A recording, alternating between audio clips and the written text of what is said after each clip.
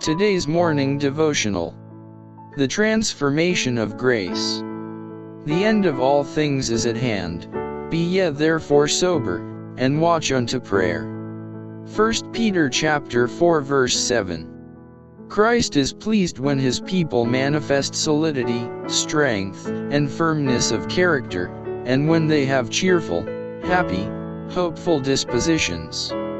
Says Peter, gird up the loins of your mind, be sober, and hope to the end for the grace that is to be brought unto you at the revelation of Jesus Christ. Here is a lesson for us to learn, here is a work for us to do to control the mind, not letting it drift on forbidden themes, or spend its energies on trifling subjects. The end of all things is at hand. Be ye therefore sober, and watch unto prayer.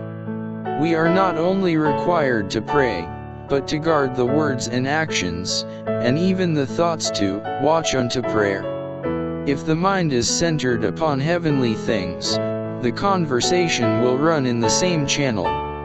The heart will overflow at the contemplation of the Christian's hope, the exceeding great and precious promises left on record for our encouragement, and our rejoicing in view of the mercy and goodness of God need not be repressed.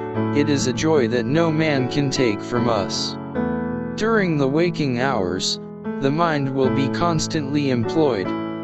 There may be some spasmodic flashes of thought, but the mind is not disciplined to steady, sober reflection.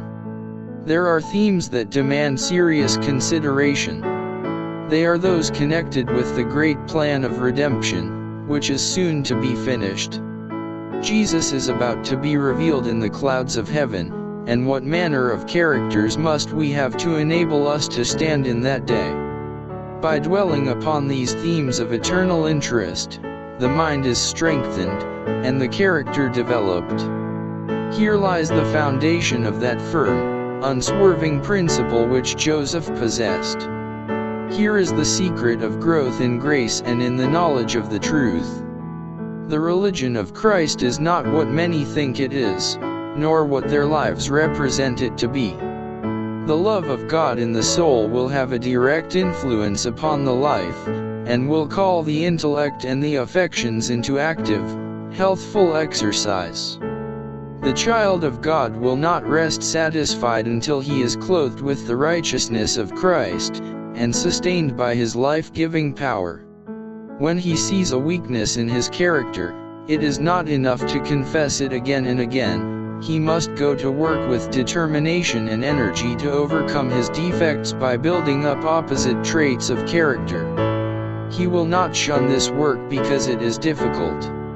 Untiring energy is required of the Christian, but he is not obliged to work in his own strength. Divine power awaits his demand. Everyone who is sincerely striving for the victory over self will appropriate the promise, "My grace is sufficient for thee."